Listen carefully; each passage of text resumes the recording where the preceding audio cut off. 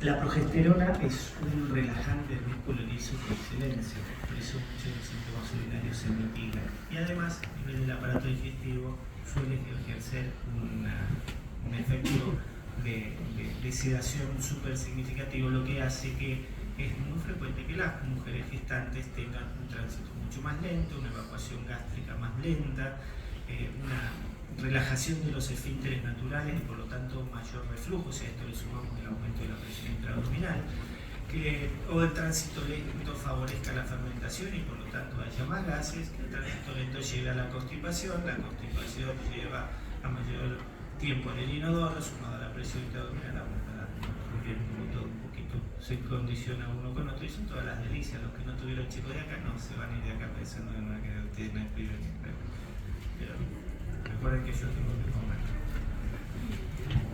Wow. Bien. Entonces fuimos adelantándonos un poco todo. Y a nivel del sistema nervioso central, toda esta situación del embarazo condiciona a la persona a enfrentarse a una situación social diferente, a enfrentar un montón de miedos. Es normal que tengan alteraciones del sueño, insomnios, el exceso hormonal muchas veces, aquellas migrañas que son hormonodependientes las acentúa, si bien por suerte tienden a mejorar, hay pacientes que tienden claramente a empeoramientos significativos de sus cuadros migrañosos. Sobre todo en el primer trimestre suele haber modificaciones del carácter significativo y la progesterona trabaja mucho a nivel del hipocampo y del sistema límbico y hace que algunos núcleos muy primitivos del cerebro se liberen. Esto hace que tengan mucho más sensación olfativa y gustatoria y mucha más reacción a estos sentidos, ¿sí? Entonces, olores que antes nunca sintieron, ahora lo sienten enseguida y respuestas de esos olores les puede dar mucho rechazo o atracción, ¿sí? Si bien aumenta la secreción lagrimal a nivel de la vista, tiende a deteriorarse durante el embarazo. Hay un edema sistémico y esto muchas veces empeora la visión. Aquellas personas que tenían miopía muchas veces tienen esta miopía empeorada durante el embarazo, con lo cual desaconsejan a la gestante ir al oftalmólogo y modificar los anteojos, porque probablemente dentro del embarazo vaya a mejorar, ¿sí? Bien,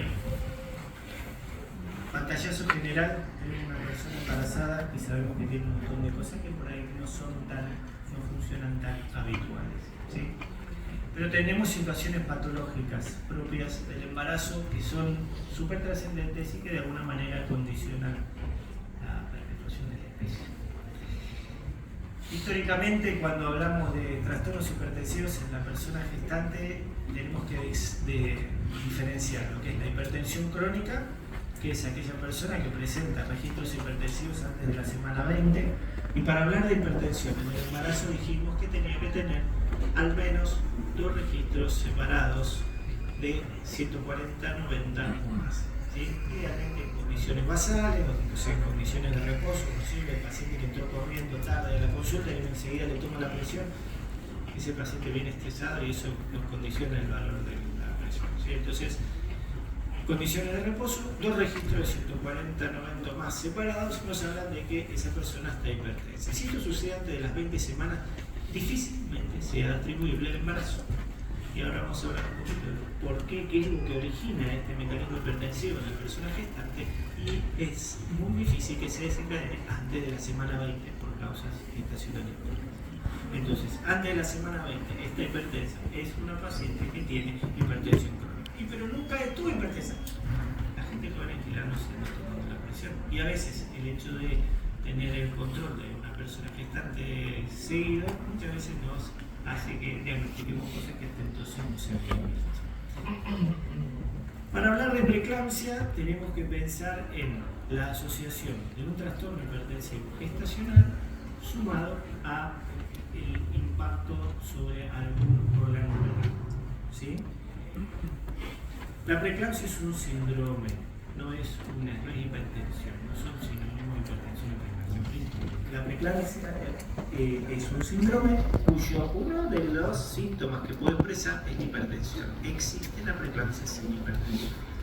Pero básicamente tenemos que pensar la preeclampsia como un síndrome que se origina en un daño endotelial sistémico, que según la gravedad del cuadro puede afectar uno o más órganos, ¿sí? Y entonces puede afectar a nivel placentario, que es lo que nosotros obsteras detectamos más frecuentemente, porque en realidad lo podemos ver que hay un control del embarazo donde ese feto empieza a no cumplir las pautas esperadas para ese momento. Puede haber signos a nivel renal, y a nivel renal lo que vamos a ver es que ese cuadro irritativo endotelial genera daño del glomero y genera aumento de la pérdida de proteínas. En cuadros un poquito más severos puede haber daño a nivel hepático y las transaminasas se empiezan a elevar. A nivel neurológico, la pérdida de la lesión endotelial a nivel del sistema nervioso central y el edema que se genera a nivel del sistema nervioso central puede llevar a cuadros convulsivos. A nivel respiratorio, dependiendo del cuadro clínico, puede llevar a un edema de pulmón. Y así podemos seguir cuadro por cuadro pensando en el daño endotelial y las consecuencias hacia el, ¿sí? Y entonces, preeclampsia, repito, síndrome, lesión endotelial, donde hay presión arterial aumentada sumada a lesión de algún órgano clave. En algunos casos podemos tener una gestante que la diagnosticamos con hipertensión al principio del embarazo, o que ya se sabía hipertensa al principio del embarazo, pero que el embarazo se venía desarrollando normalmente, pero que en algún momento empieza a expresar signos de lesión sistémica, de daño endotelial. Y entonces esta paciente, que ya de por sí, por ser hipertensa crónica, por esto de que hablamos hace un rato, de que el hipertenso tiene mayor estrés y por lo tanto envejecimiento más rápido de sus órganos, y todo esto se origina en envejecimiento placentario, y esta paciente hipertensa crónica tiene más chance de que esto suceda, en algún momento sucedió y empieza a expresar síntomas de preeclampsia y se llama preeclampsia sobreimpuesta al cuadro de hipertensión. Si nosotros estamos ante una gestante que tiene hipertensión y descartamos todo tipo de lesión de órgano blanco, bueno, podremos decir que estamos ante una paciente que tiene hipertensión gestacional. Fíjense cómo hacemos la vuelta al revés. Primero pensamos el cuadro grave, descartamos lo grave, decimos que es una hipertensión gestacional. ¿Sí? No es que cualquier embarazada le toma la presión, es una hipertensión gestacional y ahora descartemos la preeclampsia. No.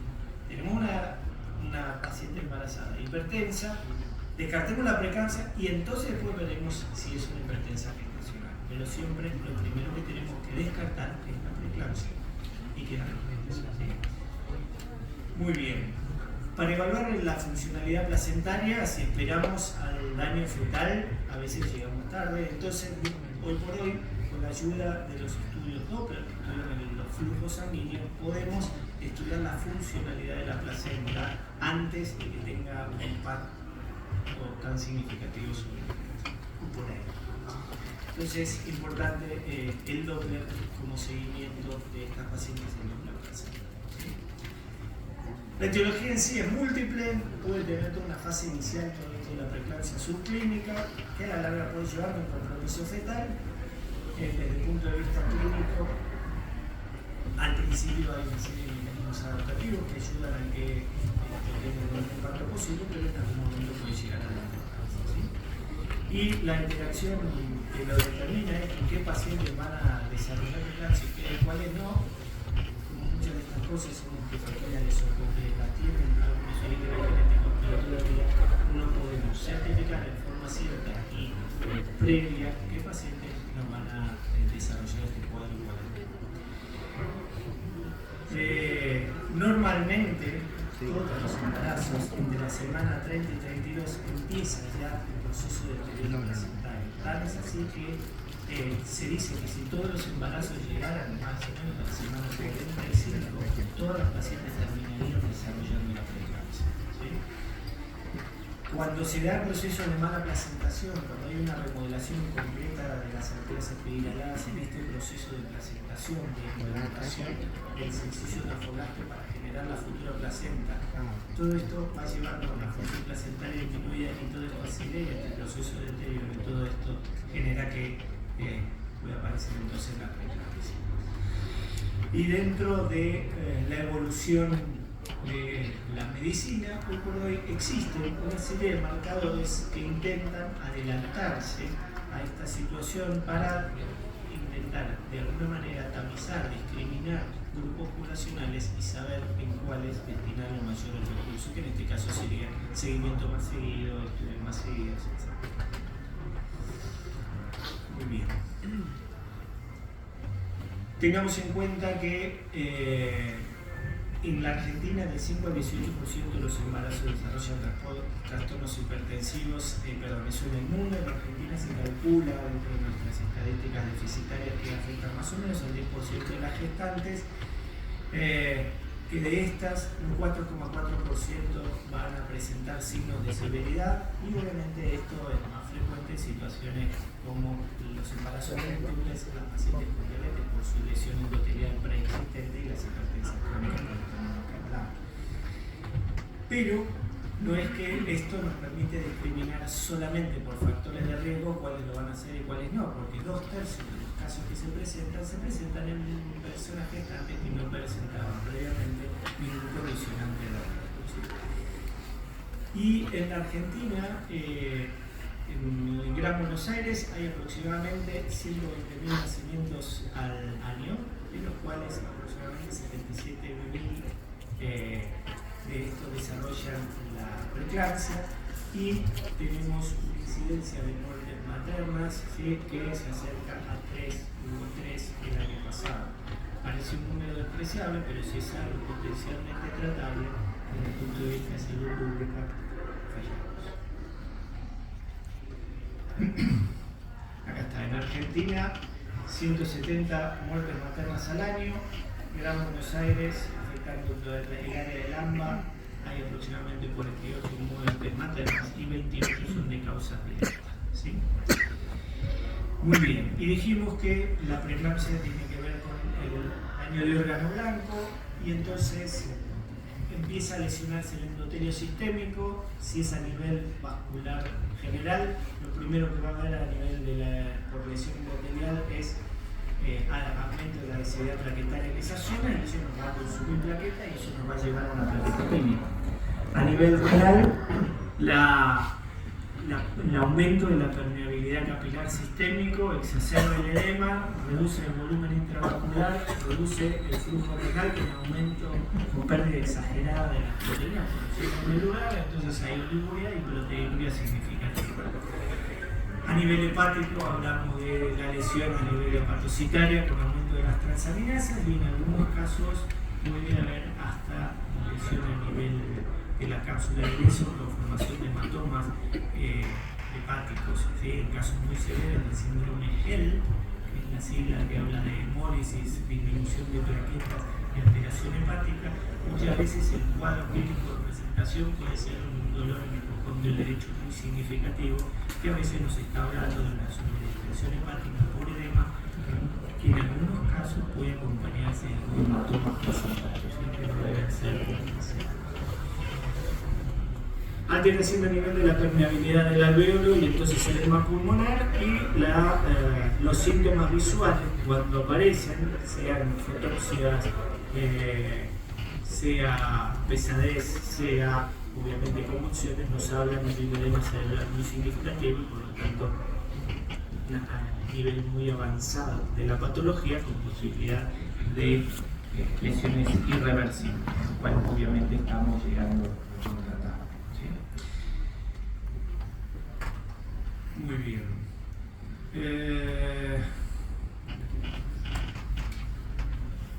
De las causas de la mortalidad materna en relación con la preeclampsia, que tienen que ver con errores o retrasos en el diagnóstico. De ahí que, aunque ustedes nos hagan obstetricia, me pareció importante ahondar un poco en este tema, porque pueden estar el día de mañana en una guardia, en una ambulancia, que se dice ustedes, la primera línea de tener que enfrentarse a una persona gestante. Es importante que lo piensen para empezar a actuar, para tratar de empezar a actuar. Entonces, ¿cómo podemos mejorar los resultados en este grupo placentario? Tamizando, ¿sí?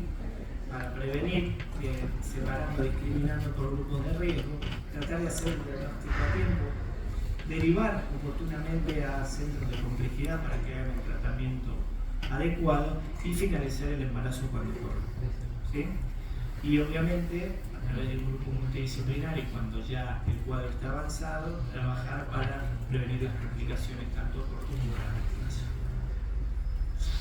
Los marcadores, estos marcadores biológicos de los que hablaba, tienen que ver un poco con toda la fisiología básica de la placentación, donde para poder implantarse la placenta necesita de estímulos proteicos angiogénicos que generan el desarrollo de toda la vasculatura placentaria y necesitan también de algún freno potencial para no vivir. Estos frenos potenciales, los factores angiogénicos, suelen aumentar en la última mitad del embarazo, ¿sí? Y los factores angiogénicos aumentan hasta la semana 30-32 y se acuerdan que dije que todas las placentas a partir de ahí empiezan a deteriorarse. Cuando este perfil entre los factores antiangiogénicos y angiogénicos se altera, esta paciente desarrolla la patología. Y entonces, acá en el gráfico, el caso amarillito, que es cuando los factores antiangiogénicos aumentan mucho antes de lo debido, esa placenta se deteriora mucho antes de lo debido, y nos está hablando entonces de una posible mala evolución de ese embarazo.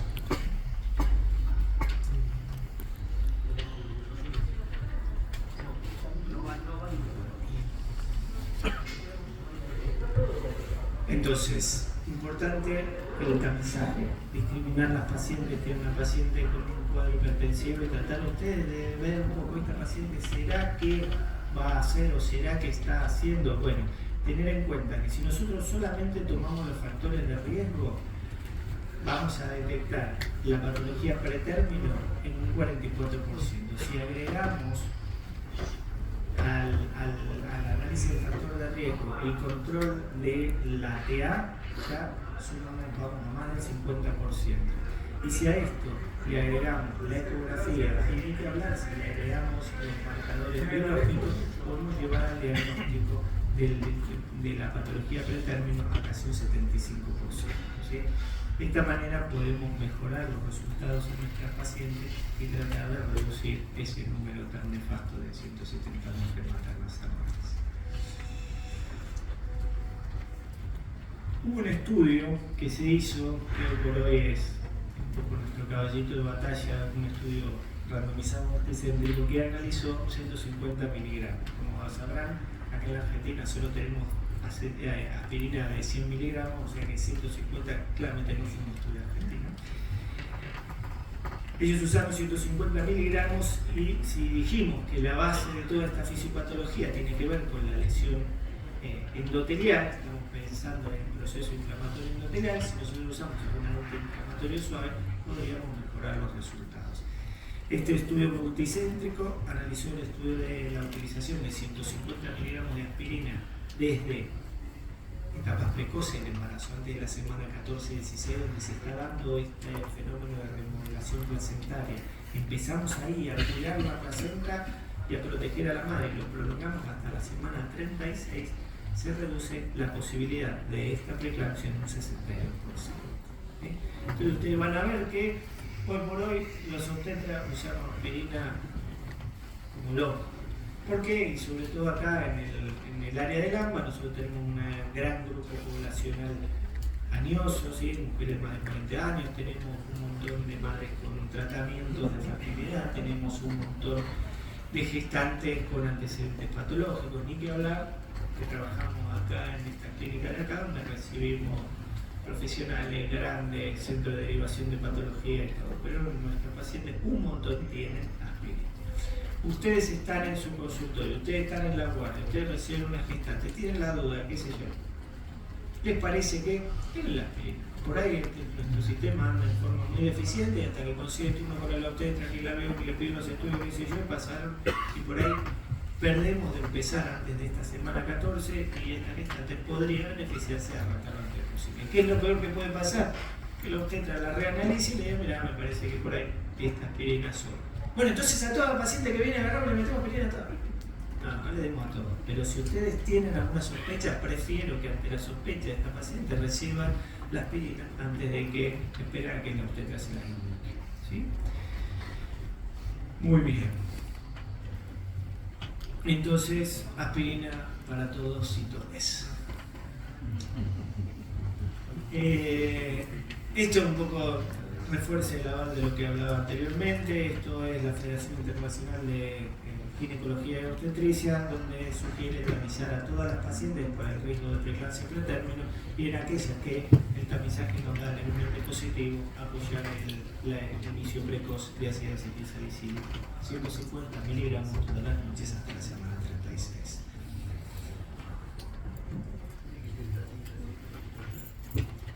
Mire, Doc, yo fui al American College y como nosotros acá tenemos 100 y uno piensa que la vida media de la aspirina suele ser aproximadamente una semana por el tema de la adherencia a las plaquetas y qué sé yo, desde lo empírico y sudaca dije, bueno, si yo le doy un día 100 y un día 200, a cada 2 días sumo 300 y termina siendo lo mismo y no debería tener.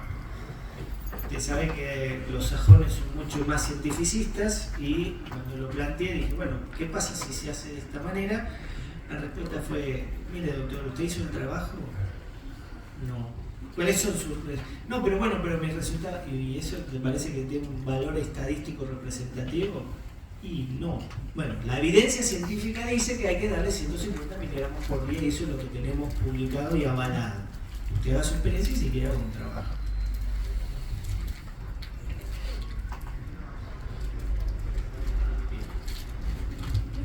La medicina basada en la evidencia que nos obliga, nos da un montón de respaldo para un montón de cosas y en otras cosas tenemos que aprender, más allá de nuestra experiencia o nuestro parecer, que realmente para cambiar conducta o determinar conductas el pareciómetro no es validado científicamente.